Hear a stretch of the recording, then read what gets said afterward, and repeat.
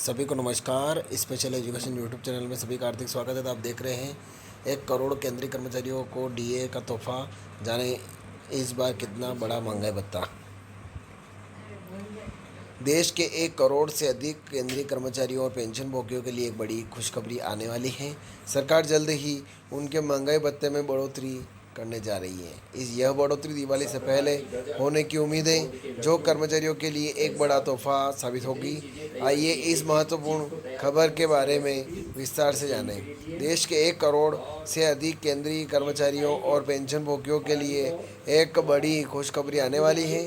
सरकार जल्द ही उनके महंगाई भत्ते में बढ़ोतरी करने जा रही है। यह बढ़ोतरी दिवाली से पहले होने की उम्मीद है, जो कर्मचारियों के लिए एक बड़ा तोहफा साबित होगी।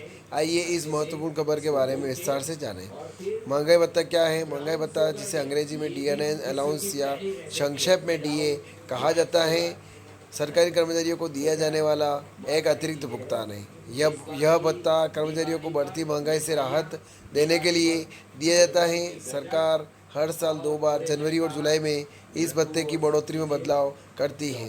इस बार की बढ़ोतरी सूत्रों के अनुसार इस बार सरकार महंगाई भत्ते में 3 से 4% की बढ़ोतरी कर सकती है। यह बढ़ोतरी जुलाई 2024 से लागू होगी, लेकिन इसकी घोषणा दिवाली से पहले ही कर दी जाएगी। यह खबर लाखों केंद्रीय कर्मचारियों और पेंशन भोगियों के लिए बड़ी राहत लेकर आएगी। बढ़ोतरी का असर, आइए समझें कि यह बढ़ोतरी कर्मचारियों की सैलरी पर कैसा असर डालेगी।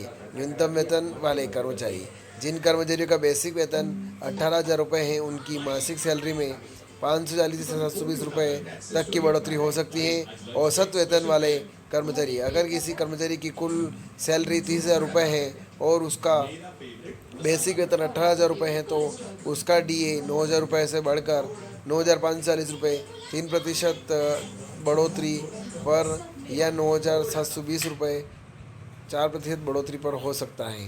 महंगाई भत्ते की वर्तमान स्थिति। वर्तमान में केंद्र सरकार के कर्मचारियों को 42% की दर से महंगाई भत्ता मिल रहा है। यह दर मार्च 2024 में तय की गई थी। अब जुलाई 2024 से लागू होने वाली नई दर की घोषणा होने वाली है। बढ़ोतरी का समय। सरकार हर साल 2 बार महंगाई भत्ते में बदलाव करती है, जनवरी से जून के लिए। इसकी घोषणा आमतौर पर मार्च में होती है। जुलाई से दिसंबर के लिए इसकी घोषणा सितंबर या अक्टूबर में होती है। इस बार जुलाई 2024 से लागू होने वाली दर की घोषणा अक्टूबर 2024 में होने वाली की उम्मीद है। यह घोषणा कैबिनेट की बैठक में की जाएगी। किसे मिलेगा फ़ायदा? इस बढ़ोतरी का फ़ायदा निम्नलिखित लोगों को मिलेगा। केंद्र सरकार के सभी कर्मचारी, केंद्रीय पेंशन भोगी, केंद्रीय स्वायत्त निकायों के कर्मचारी, कुल मिलाकर लगभग 1 करोड़ लोगों को इस बढ़ोतरी का लाभ मिलेगा। सातवें वेतन आयोग और महंगाई भत्ता। महंगाई भत्ते की वेतन प्रणाली सातवें वेतन आयोग की सिफारिशों पर आधारित है। आइए इस आयोग के बारे में कुछ महत्वपूर्ण तथ्य जानें। गठन। सातवें वेतन आयोग का गठन 28 फरवरी 2014 को हुआ था। रिपोर्ट। आयोग ने 19 नवंबर 2015 को अपनी रिपोर्ट सरकार को सौंपी। लागू होना। सरकार ने इस आयोग की सिफारिशों को 2016 में लागू किया। महंगाई भत्ते का महत्व। महंगाई भत्ता सरकारी कर्मचारियों के लिए बहुत महत्वपूर्ण है। इसके कई कारण हैं। मूल्य वृद्धि से सुरक्षा।